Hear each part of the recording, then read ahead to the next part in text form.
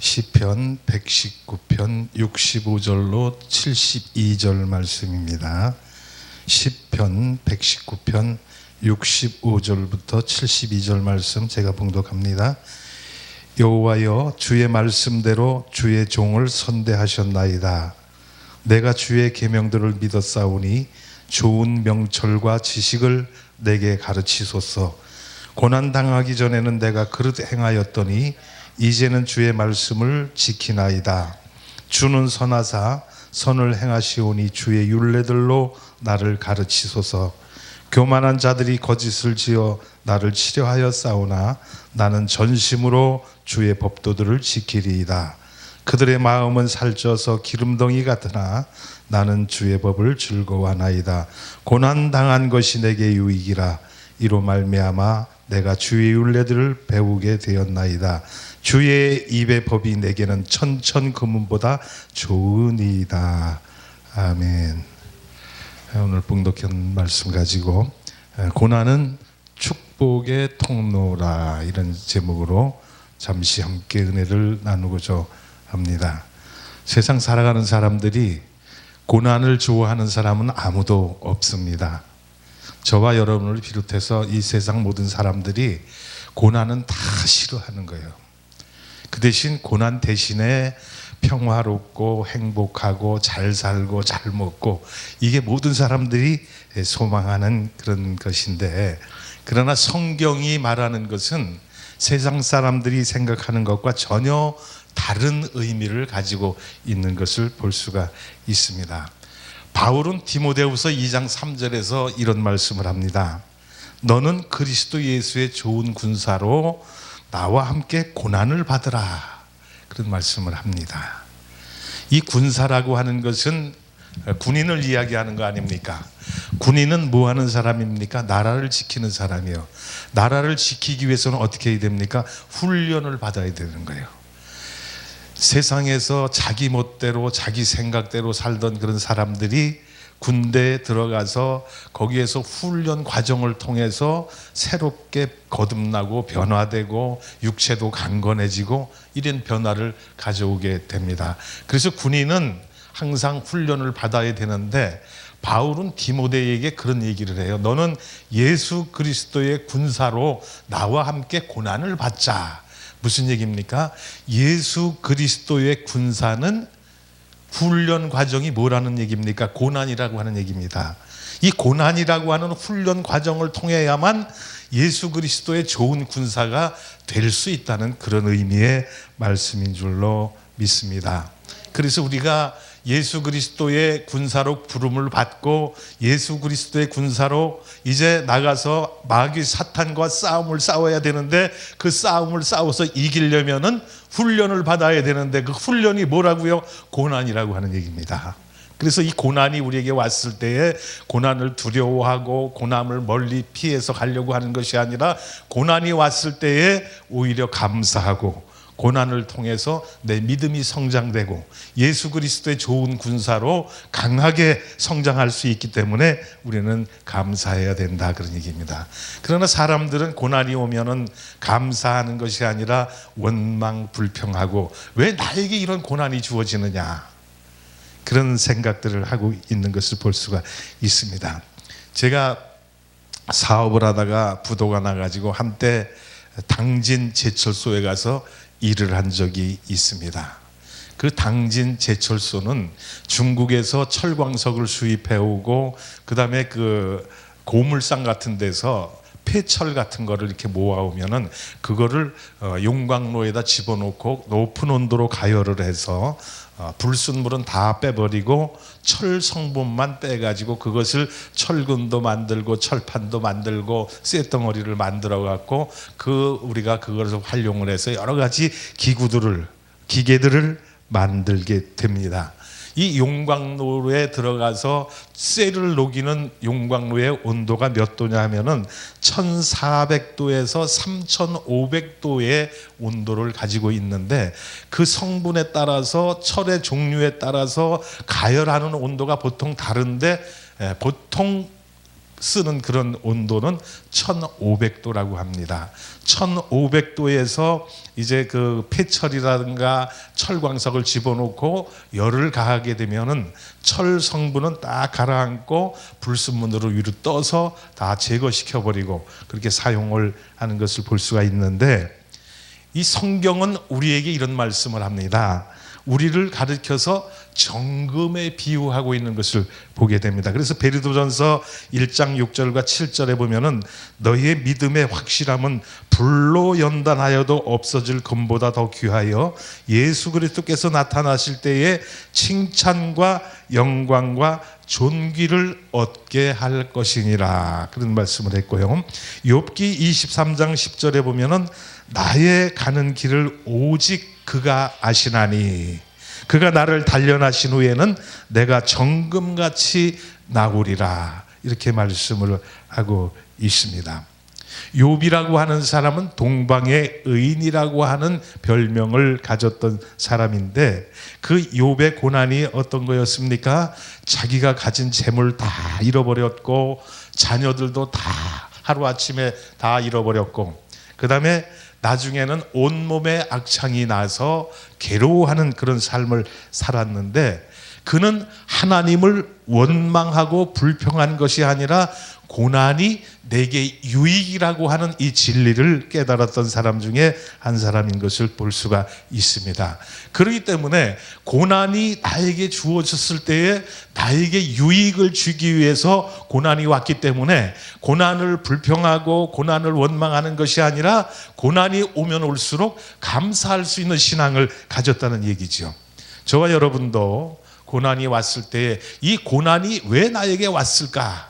하나님께서 이 고난을 통해서 나를 연단하시고 나를 시련 속에서 나를 정금 같은 신앙을 주시기 위해서, 또 큰 축복을 나에게 주시기 위해서 고난을 나에게 주셨다고 하는 이런 확실한 믿음을 가지면 어떤 고난이나 어려움이 내게 온다 할지라도 원망 불평하는 것이 아니라 하나님 앞에 감사할 수 있게 된다는 말씀이죠. 그러면 이 고난이라고 하는 것이 우리에게 왜 고난을 주시는가 하는 이유를 오늘 67절에서 이렇게 말씀을 합니다. 고난 당하기 전에는 내가 그릇 행하였더니 이제는 주의 말씀을 지키나이다. 고난을 주시는 이유는 주님의 말씀을 지키게 하기 위해서 우리에게 고난을 주셨다고 하는 그런 말씀입니다. 고난 당하기 전에 내 모습을 한번 되돌아보면은 이기적이고 교만하고 다른 사람들을 배려할 줄 모르고 내 생각대로 내 욕심대로 내 뜻대로 살던 사람이었는데, 고난을 받고 나니까 사람이 바뀌어서 이제는 나를 위해서 사는 것이 아니라 이기적인 사람이 아니라 이타적인 사람, 다른 사람들에게 유익을 주고 다른 사람을 위해서 살아가는 그런 사람으로 바뀌게 된다고 하는 그런 말씀입니다. 그래서 고난을 당하고 연단을 받고 나니까 우리의 신앙이 원숙하게 커 있고, 또 고난을 당하고 나니까 내가 믿음이 성장을 해서 다른 사람들에게 이익을 줄 수 있는 그런 사람으로 바뀌게 되었다고 하는 말씀입니다. 그래서 본문에서 다윗은 고백하기를 고난이 내게 유익이라, 그런 말씀을 했습니다. 여러분, 고난 받고 계시는 분 계십니까? 고난을 당하여서 힘들고 어려워서 죽기까지 힘든 그런 어려운 상황 속에 놓여 있는 분들 계십니까? 그 고난을 통해서 하나님이 큰 유익을 내게 주시기 위해서 그런 고난을 주셨다고 하는 것을 여러분 마음속에 기억할 수 있기를 바랍니다. 그러면 어떤 고난이 온다 할지라도 그 고난을 이길 수 있는 능력이 내 속에서 솟아나게 된다고 하는 말씀입니다. 하나님이 우리에게 더 좋은 것을 주시기 위한 과정이라고 하는 그런 말씀입니다. 하나님이 큰 축복을 예비해 놓으시고 우리가 이제 그 축복을 받아야 되는데, 그냥 축복을 받는 것이 아니라 고난이라고 하는 통로가 있습니다. 그 통로를 통과해서 축복을 받아야 되는데, 그 고난의 통로를 우리가 통과하지 못하면 축복을 받을 수가 없다는 얘기입니다. 그러니까 고난이 왔을 때에 감사하고, 이 고난을 내가 잘 극복하고 이 고난을 이기고 나면 하나님의 큰 큰 축복이 나에게 주어진다는 이런 사실을 우리가 마음속에 가지면 어떤 시련이 와도 어떤 고난이 와도 이길 수가 있게 된다고 하는 말씀입니다. 제가 30대 초반에 청평의 조그만 교회에 담임 교육자로 부임을 해서 갔는데 성도가 딱 한 사람이 있습니다. 여자 집사님 한 분이 딱 계시는데 거기서 목회를 하는데 참 힘들었어요. 한 분이 교회 성도가 한 분인데 거기에 재정이 제대로 돌아가겠습니까? 안 되잖아요. 그러니까 사례비도 못 주고 뭐 하여튼 그 어려움 가운데서 말로 표현할 수 없는 그런 고난들을 다 딛고 살았는데 그때 제가 부임에 갔을 때 그 교회가 건축된 지가 20년이 됐습니다. 20년 된 교회인데 먼저 왔던 목사님들이 어떻게 하면 여기를 벗어날까 오자마자 생각하는 게 그거야. 그 고난을 이기고 내가 여기에서 한번 하나님의 영광을 드러내야 되겠다 이런 생각보다는 너무나 힘들고 어렵기 때문에 하루속히 여기서 벗어나는 것이 나에게 행복이다 이런 생각을 가지고 오는 즉시부터 나갈 생각부터 하는 거예요.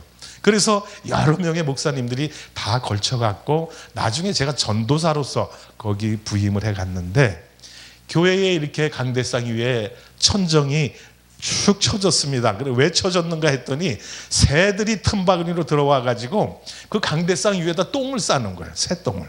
그런데 여름에 비가 오면은 비가 셉니다. 지붕에서. 그래갖고 비가 들어와서 새똥에 이렇게 젖어가지고 무게를 견디다 못하니까 축 쳐졌고 그리고 비가 계속 오면은 새똥물이 머리로 다 뚝뚝 떨어지는 거예요. 그리고 이 교회가 낡아가지고 여름이 되면은 장마가 지고 그러면 비가 들어올 뿐만이 아니라 겨울이 되면은 난로를 피워야 되는데 틈이 있어갖고 창문 틈에 찬바람이 막 들어와요. 그래서 난로를 피워야 되는데 난로라고 뭐 지금같이 석유 난로가 있습니까? 가스 난로가 있습니까? 전기 난로가 있습니까? 산에 가서 나무를 잘라 갖고 와서 그거를 난로에다 피우는데 이 난로가 없으니까 인근에 있는 초등학교에서 쓰다 남은 연탄 난로를 빌려다가 그것을 갖다 놓고 불을 피우는데 야 나무가 타질 않아요. 왜냐하면 연탄 난로와 나무 난로의 구조가 틀립니다. 연탄 난로는 연통이 어디로 나 있어요? 옆구리로 나 있잖아요. 옆으로 나 있어. 나무 난로는 어디 나 있어요? 위로 나 있어. 위로. 그래서 나무를 떼면은 불꽃을 위에서 막 빨아들여 갖고 잘 타는데 옆구리로 연통이 나 있는 연탄 난로에다가 장작을 집어넣고 불을 떼니까 연기가 빠져나가질 않는 거예요. 그래서 추위를 이기기 위해서 예배를 드리려고 장작을 갖다 집어넣고 불을 피우는데 이것은 연기가 교회 안에 꽉 차가지고 예배를 드릴 수 없는 상황이 됩니다. 그래서 문을 열어놓고 다시 환기를 시켜야 돼. 찬바람을 집어넣고 해서 환기를 시켜야 되는데 참 너무나 힘든 그런 과정을 겪었습니다.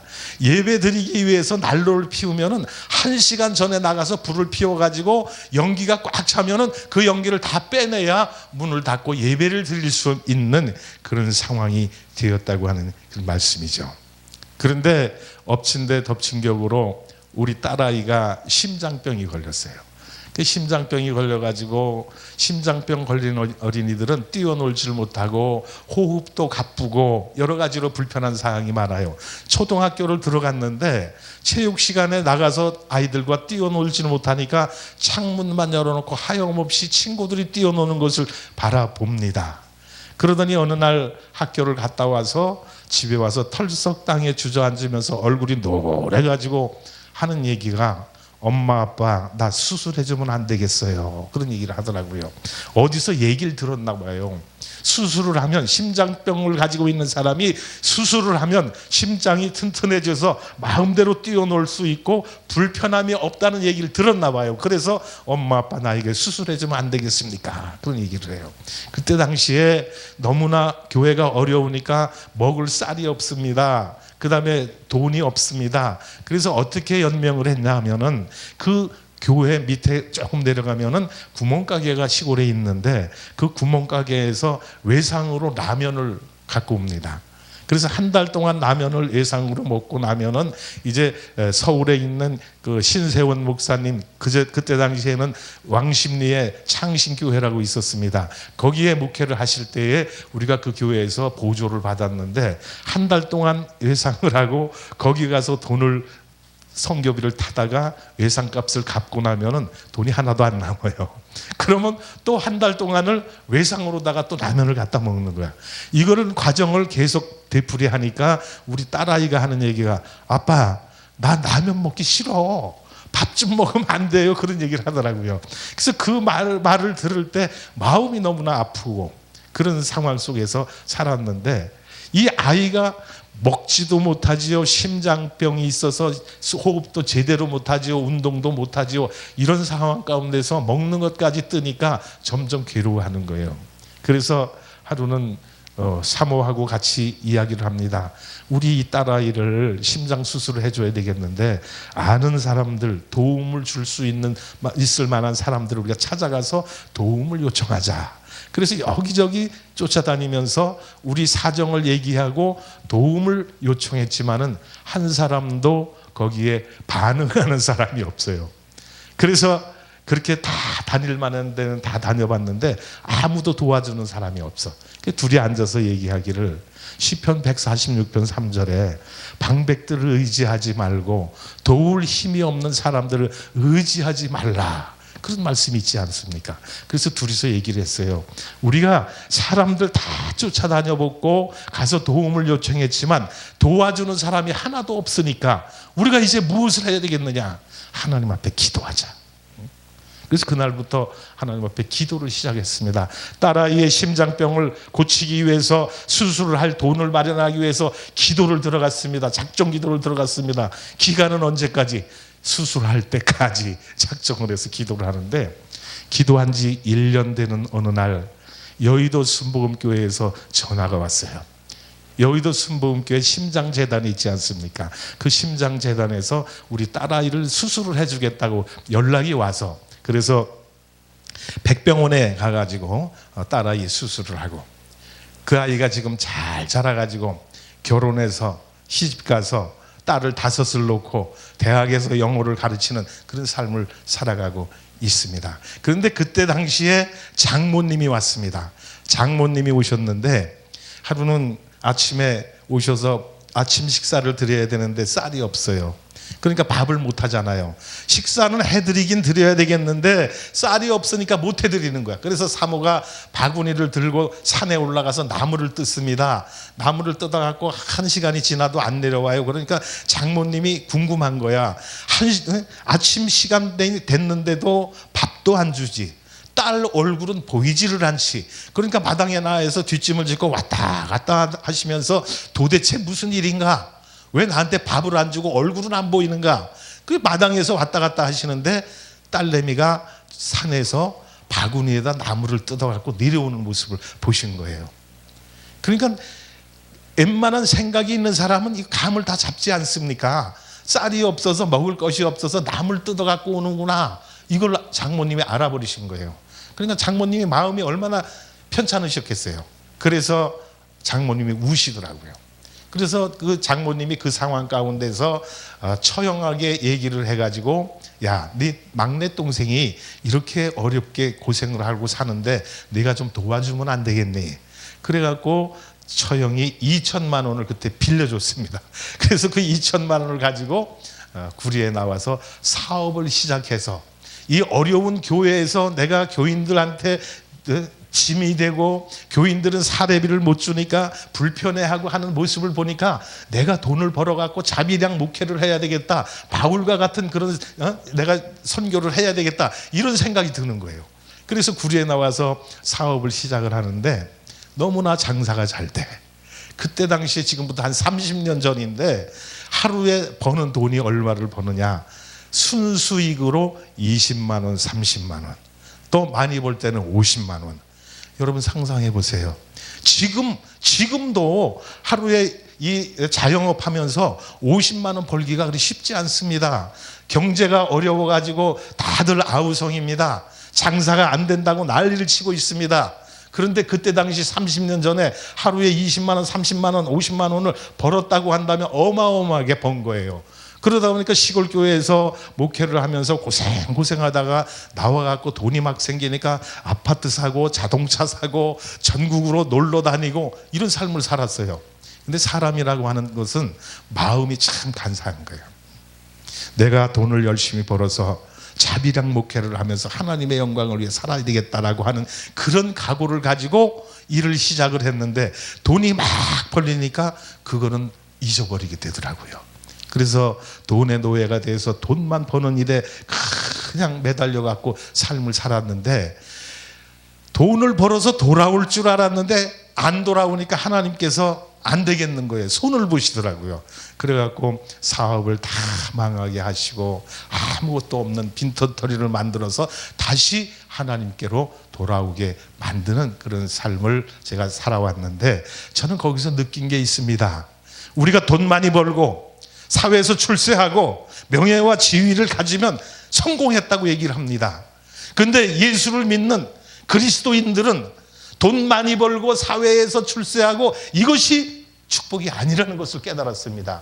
왜냐하면 제가 만약에 계속해서 돈을 잘 벌고 그래서 잘 벌고 지금까지도 어려움이 없었다면 아직까지 하나님 품으로 돌아오지 않았을지도 모른다는 얘기죠. 그래서 제가 생각하는 것은 나에게 있어서 쫄딱 망하는 것이 가장 큰 축복이었다, 그걸 생각하고 있습니다. 왜냐하면 나에게 주어진 고난 속에서, 내가 어려움 속에서 예수를 알게 되었고 예수를 다시 바라보게 되었고 주님 품으로 돌아오는 삶을 살았기 때문에 고난이 내게 유익이 됐다는 얘기입니다. 쫄딱 망하는 것이 나에게 가장 큰 축복이었다는 것을 저는 깨닫고 있다는 말씀인 것입니다. 그렇기 때문에 그리스도인들은 나에게 고난이 오고 어려움이 온다고 해서 그것을 가지고 낙심하고 원망 불평하는 것이 아니라 오히려 하나님 앞에 감사하고, 이 고난을 통해서 하나님은 나에게 큰 축복, 이걸 나에게 주시기 위해서 고난이라고 하는 과정을 나에게 주셨구나 하는 사실을 깨달으면은 우리가 어떤 고난이 우리에게 온다 할지라도 이기며 나갈 줄로 믿는 것입니다. 하나님은 우리가 지금 당하는 고난으로 인하여 더 큰 축복을 우리에게 주시기를 원합니다. 다윗은 그래서 이렇게 고백을 합니다. 고난 당하기 전에는 내가 그릇 행하였더니 이제는 주의 말씀을 지키나이다. 주는 선하사 선을 행하시오니 주의 율례들로 나를 가르치소서. 교만한 자들이 거짓을 지어 나를 치료하여 싸우나 나는 전심으로 주의 법도들을 지키리이다. 고난을 통해서 주님의 뜻을 깨닫고 주의 법도를 지키고 주의 율례를 깨닫게 되니까 이게 복이라는 얘기인 것입니다. 그런데 오늘날 많은 사람들이 조금 어려움이 오고 고난이 오면은 원망하고 불평하고 하나님이 살아계시질 않는가 봐, 하나님은 자비가 없으셔, 사랑이 없으셔, 내가 하나님을 믿고 이렇게 신앙생활 잘하는데 왜 나에게 고난을 주시냐 원망합니다. 그러나 그 뒤에 하나님의 뜻을 모르기 때문에 원망한다는 얘기입니다. 고난이라고 하는 것을 통해서 하나님은 우리에게 큰 축복을 주시기 위해서 나에게 그런 과정을 주셨다는 것을 깨닫는 저와 여러분이 될 수 있기를 축원을 드립니다. 그리하면 어떤 어려움이 온다 할지라도 이기며 나갈 수가 있게 되는 것입니다. 제가 사업이 부도가 나고 오갈 데가 없잖아요. 다 경매로다가 집도 넘어가고 자동차도 다 넘어가고 아무것도 할 수 없는 그런 상황이 됐을 때 오두고 할 데가 없어요. 그랬더니 친구가 농막을 하나 줘서 거기 와서 살으라고 그래. 그래서 거기 가서 한 3년 동안 살면서 토종닭 기르고 기러기 기르고 오리 기르고 뭐 하여튼 그런 것들을 많이 길렀어요. 칠면조에다가 거위에다가 다 길러봤는데, 거기에서 길렀던 중에 하나 제가 깨달은 것이 뭐냐면 기러기가 있지 않습니까? 식용 기러기를 기르게 됐는데, 기러기가 날갯짓을 해서 한번 비행을 시작하면은 4만 킬로를 날아간다고 합니다. 왜냐하면 철새잖아요. 그래서 먹이를 찾아서 추위를 피해서 날아가는 거리가 4만 킬로라고 해요. 근데 이 기러기가 날아갈 때 어떤 모양으로 날아갑니까?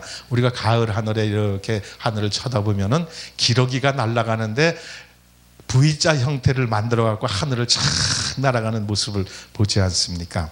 그게 사람들에게 멋지게 보이기 위해서 그러는 게 아니에요. 이 기러기가 우두머리가 리더자가 맨 앞에서 날갯짓을 하면서 하늘을 비행을 하면은 이 우두머리의 날갯짓에서 부력이 생긴다고 그럽니다. 그러니까 그 부력을 따라서 다음 타자가 와서 붙는 거예요. 거기에 양쪽으로. 그러면 그 기러기가 날갯짓을 하면 또 부력이 생기잖아요. 그럼 그 뒤에 와서 다음 타자 해서 쭉 늘어서서 가는 게 바로 V자 형태가 되는 거야. 우리에게 멋지게 보이려고 하는 것이 아니라 그들의 삶의 비법이라고 하는 얘기입니다. 이런 어려움 속에서 살아가는 4만 킬로를 날아가는 기러기를, 이 기러기 장을 만들어 놓고 철망을 둘러치고 거기다 기르는데 하늘을 안 막으면 날아가잖아요. 너무나 잘 날아가는 그런 날짐승이니까. 그래서 위에까지 다 그물을 쳐놔야 돼요. 그래서 거기다 집어넣고 이제 사육을 하는데 1년 사육, 2년, 3년 이렇게 지나고 나니까 기러기가 날개가 퇴화를 돼서 날지를 잘 못하더라고요. 그래서 이 기러기가 그 기러기 장 안에 갇혀가지고 날지를 못하고 그곳에서 그냥 기어다니면서 생활을 하게 된다, 그런 얘기입니다. 오늘 우리가 신앙생활하는 것도 마찬가지입니다. 나에게 고난이 옴으로 해서 내가 신앙이 성장하게 되고 원숙한 믿음을 갖게 되는데, 우리가 아무 고난이 없이 그냥 온실 속에 갇혀있는 그런 삶을 살아가면 우리 신앙도 점점 퇴화한다는 얘기입니다. 우리 신앙이 성장돼야 되는데 성장되지 못하고 그 자리에 머물러 있게 되는 거예요. 그래서 하나님이 우리에게 고난을 주시는 이유가 우리의 믿음이 성장시키기 위해서, 우리의 믿음이 강하고 담대한 믿음을 갖게 하기 위해서, 그리고 그 과정을 잘 통과하고 났을 때 우리에게 큰 축복을 주시기 위해서 고난이라고 하는 과정을 우리에게 주셨다고 하는 말씀입니다. 그렇기 때문에 우리는 고난이 올 때 오히려 감사할 수 있는 이런 신앙을 가져야 될 줄로 믿습니다. 일본의 미우라 아야카로가 하는 여인이 온몸이 만신창이가 되어서 걸어다니는 종합병원이라고 하는 그런 별명을 가지게 되었습니다. 그런데 이가 그 아가씨가 어떤 병이 걸렸냐면은 24살에 폐결핵이 걸렸다고 합니다. 그리고 13년간을 침대 생활을 할 수밖에 없었던 그런 과정을 거쳤는데, 직장암, 파킨슨병, 척추 카리에스 등으로 여러 가지 질병이 옮아와가지고 병원 생활을 할 수가 있었는데, 그 병상에 누워갖고 그가 글을 쓰게 됩니다. 그래서 그 글을 쓰는 가운데에 인간의 원죄와 하나님의 사랑이라고 하는 제목으로다가 글을 쓰게 되었습니다. 이 소설을 써갖고 42세 될 때에 일본 아사히 신문의 공문에 출품을 해서 장편 소설에 당선을 하게 되었습니다. 그래서 문단의 주목을 받게 되었는데, 이 아야코에게 이런 어려움이 없었다면, 질병이라고 하는 고난이 없었다면 그가 어떻게 글을 쓸 생각을 했으며 문단에 대비해서 유명한 소설가가 될 수가 있었겠는가 하는 생각을 하면, 고난을 통해서 그는 성장하게 되었다는 것을 깨달을 수가 있습니다. 찬송가에 보면은 그 작사가 가운데 화니 크로스비라고 하는 그런 여인이 나오지 않습니까? 작사가가 있고 작곡가가 있는데 왼편에 보면 작사가가 써 있어요. 거기에 화니 크리스비라고 하는 그 여인이 어렸을 때에 태어난 지 몇 달 안 돼 갖고 눈에 안질이 온 거야. 그 눈에 안질이 왔을 때에 보모가 이 안질을 갖다 고치기 위해서 안약을 갖다 집어넣는다는 게 다른 약을 갖다 집어넣어 버린 거예요. 그래서 그로 인해서 실명을 하게 되었습니다. 실명을 하고 나니까 세상을 볼 수가 없습니다. 엄마 얼굴도 볼 수가 없습니다. 그런 상황 가운데서 외할머니가 화니크루스비를 데리고 다니면서 아름다운 꽃이 있는 데로 데리고 가서, 얘야 여기 아름다운 꽃이 폈단다. 향기가 너무 좋지 않니? 뭐 이렇게 얘기를 하고, 그 다음에 또 계곡에 물이 절절절 흐르는 그런 계곡이 있으면 그 계곡으로 가서, 여기에 지금 물이 시원하게 아름다운 맑은 물이, 수정같이 맑은 물이 여기 계곡을 흐르고 있단다. 그 흐르는 물소리가 너무 아름답지 않느냐. 이렇게 할머니가 데리고 다니면서 그 화니크루스비를 어려서부터 성장을 시킨 거예요. 그러니까 이 화니크루스비가 마음속에 생각하기를, 야 저렇게 아름다운 세상을 내가 시를 써서 하나님을 찬양하면 얼마나 좋을까, 이런 생각을 하고 찬송가를 작사를 하게 됩니다. 그가 찬송가를 작사한 것이 3,000여 편이 넘는 그런 찬송가를 작사를 했다고 합니다. 여러분, 오늘 우리는 어려움이 닥쳐올 때에 그 어려움을 가지고 겁내고 원망하고 뒤로 물러서는 것이 아니라 그것을 돌파할 수 있는 그런 믿음을 가져야 될 줄로 믿습니다. 사공이 배를 몰고 가는데 풍랑이 일고 바람이 불어오면은 그 풍랑을 갖다가 이용해서 더 빨리 갈 수 있는 지혜를 가져야 된다고 하는 말씀입니다. 오늘 우리에게 고난이 올 때에 이 고난을 통해서 내가 인생의 목적지를 향해서 더 빨리 갈 수 있도록 우리의 신앙을 키워 나가야 된다고 하는 말씀입니다. 이스라엘 백성이 출애굽을 해서 가나안 향해 가던 중에 먹을 것이 없고 마실 물이 없어서 하나님을 원망하고 모세를 원망하고 불평불명을 하다가 불뱀에 물러서 죽어가지 않았습니까? 살기가 힘들다고 불평하지 마세요. 불평하니까 그런 어려움이 더 오는 거예요. 불평하지 말고 어려움이 올 때 더욱 감사하고 더욱 하나님 앞에 영광 돌리면 하나님은 큰 것으로 좋은 것으로 우리에게 채워주신다고 하는 말씀인 것입니다. 그러므로 오늘 이 세상을 살아가는 많은 사람들이 어떤 어려움이 온다 할지라도 어떤 고난이 나에게 주어진다 할지라도 원망하고 불평하는 것이 아니라 오히려 하나님 앞에 감사하면 하나님은 우리에게 큰 영광을 안겨주실 줄로 믿습니다. 그 다음에 우리에게 고난을 주시는 이유가 뭡니까? 영광을 주시기 위해서라고 하는 말씀입니다.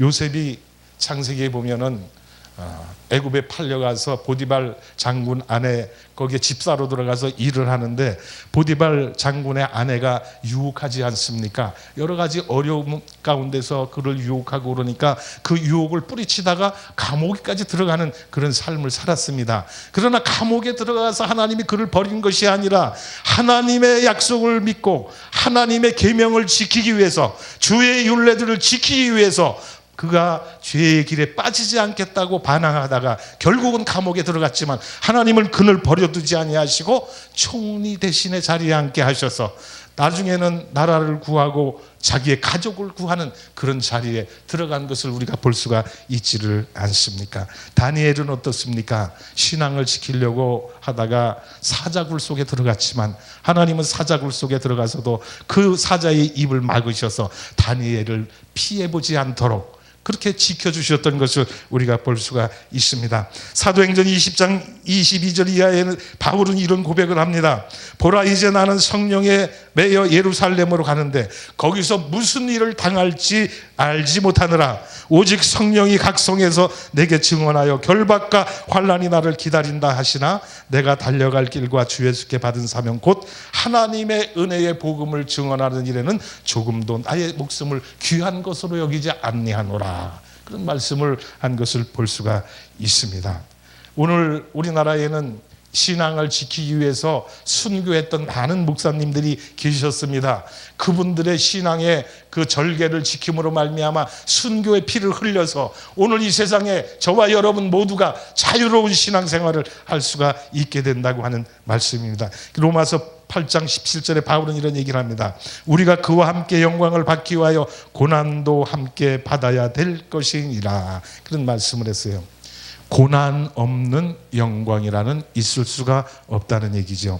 예수님도 부활의 영광을 얻기 위해서 십자가의 고난을 통과하셨습니다. 십자가의 고난이 없이 부활의 영광이 예수님에게 주어질 수가 없다는 얘기죠. 오늘 우리들도 하나님의 영광의 자리에 들어가고 하나님의 큰 축복을 받기 위해서는 고난이라고 하는 과정을 통과해야 되는데 나에게 고난이 올 때에 원망하고 불평하지 말고 하나님 앞에 더욱 감사하고 하나님 앞에 나에게 주신 고난을 잘 통과할 수 있게 해달라고 믿음을 달라고 기도함으로 말미암아 우리가 그 고난을 이기고 나면 우리는 하나님의 큰 영광을 받으며 축복을 받을 수가 있게 된다고 하는 말씀입니다.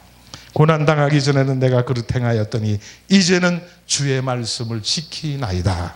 고난당한 것이 내게 유익이라 이로 말미암아 내가 주의 율례들을 배우게 되었나이다. 여러분, 살아가기가 힘드십니까? 여러 가지로 고난 속에 빠져서 헤어나기가 힘드십니까? 바울은 로마서 8장 18절에 생각하건대 현재의 고난은 장차 우리에게 나타날 영광과 좋게 비교할 수 없다라고 고백을 했습니다. 지금은 힘들고 지금은 살아가기가 어렵다 할지라도 이 고난의 과정을 잘 통과하고 나면 하나님 우리에게 큰 영광을 주신다고 하는 말씀입니다. 예수님도 말씀하십니다. 너희가 세상에서 환난을 당하나 담대하라. 내가 세상을 이겼노라. 예수님도 세상의 고난을 극복하셨습니다. 이기셨습니다. 그래서 부활의 영광의 자리에 들어가셨습니다. 오늘 우리에게도 어떤 고난이 온다 할지라도 이 고난을 잘 통과해서 하나님이 예비해 놓으신 축복, 하나님이 예비해 놓으신 영광의 자리에 다 들어가는 우리 모두가 될 수 있기를 예수님의 이름으로 간절히 축원을 드립니다.